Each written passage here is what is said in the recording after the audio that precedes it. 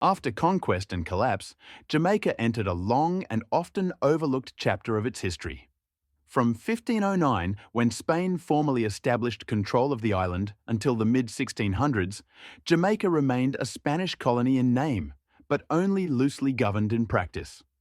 Spain's attention was focused elsewhere, on the immense wealth being extracted from Mexico and South America. Compared to those colonies, Jamaica offered no immediate gold or silver, and so, for more than a century, it was largely neglected. By 1534, the Spanish had established a small capital at Santiago de la Vega, later known as Spanish Town. Outside this settlement, Spanish presence was thin. There were few towns, limited infrastructure, and little military defense. Much of the island, its forests, plains, and mountains, remained beyond effective colonial control. As the Taino population collapsed in the early 1500s, Spain increasingly relied on enslaved Africans brought to Jamaica throughout the 16th century. These men and women labored in cattle ranching, farming, and domestic work. Some escaped into the island's interior, particularly into the mountainous regions that Spanish forces rarely entered. By the late 1500s and early 1600s, these runaway communities had begun to establish themselves independently.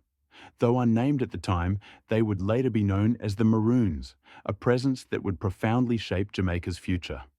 Spanish Jamaica remained poorly defended. Supplies from Europe were irregular. Disease and isolation were common. By the early 1600s, the colony was economically weak and militarily vulnerable. This weakness did not go unnoticed. England, expanding aggressively in the Caribbean during the mid-17th century, sought islands that could strengthen trade routes and imperial power. In 1655, an English expedition arrived off Jamaica's coast. Spanish forces, outnumbered and unprepared, were unable to mount a sustained defense. Within weeks, Jamaica had changed hands. At the time, the island seemed of modest importance.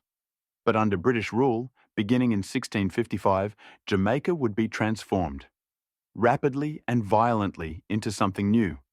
Sugar plantations would soon dominate the land.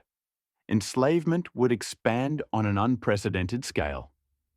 And Jamaica would become one of the most profitable and brutal colonies in the Atlantic world. But in this moment between 1509 and 1655, Jamaica stood at a crossroads, shaped by conquest, marked by loss, and poised for a future no one yet fully understood.